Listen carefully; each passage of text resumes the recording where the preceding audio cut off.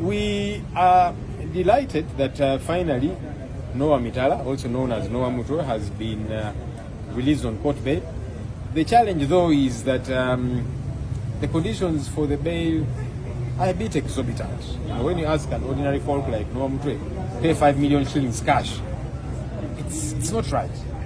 You know, it doesn't augur well for the dispensation of justice. Okay, for Noah Mutwe, yes, as leaders and so on, we can, you know, as a party, we can work it out and clear, and we have cleared to see to it that it gets to be released. But how about ordinary folks who frequent these courts of law, who will come and then you're telling them, pay 5 million shillings cash and so on? It really is exorbitant. You know, justice should not be at so high a price, especially because this is an allegation. This person is innocent until proved guilty. Besides, you have agreed to give him bail. Why make it exorbitant? But we are glad that finally he has gotten the bail. What's most instructive?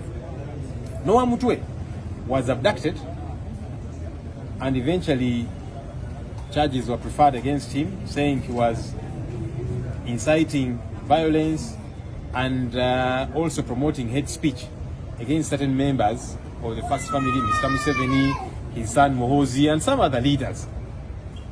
And that's the same thing we have seen for many other people, Madubala and others, who are in jail for a very long time, that they spoke ill of particular leaders and so on. Now, how does that make sense that a person like Muhoozi will attack, because he has attacked us as leaders? You, I will hang you. You have a big head. You are very stupid. He has used all manner of grotesque words. And then he has derided women. He has all manner of things.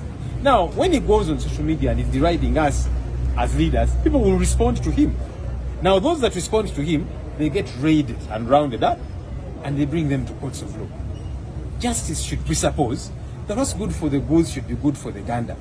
If you are locking up the Noah Mutwes, the Madubalas, and others, saying they are promoting hate speech against people like Muhoozi, when is Muhoozi going to be brought to court to answer for a similar offense? In fact, for him, he does even worse. He says worse things than some of the people who have been brought to court saying they have talked ill of Muhoozi and his other relatives.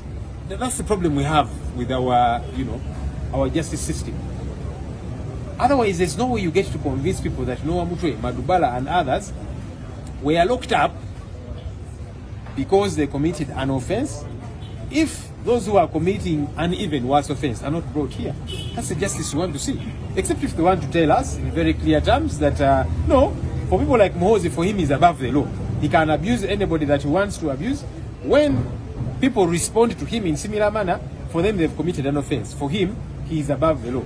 We want to hear that and get to know that for him, he's untouchable, he's above the law. Otherwise, what's good for the goose should be good for the gander.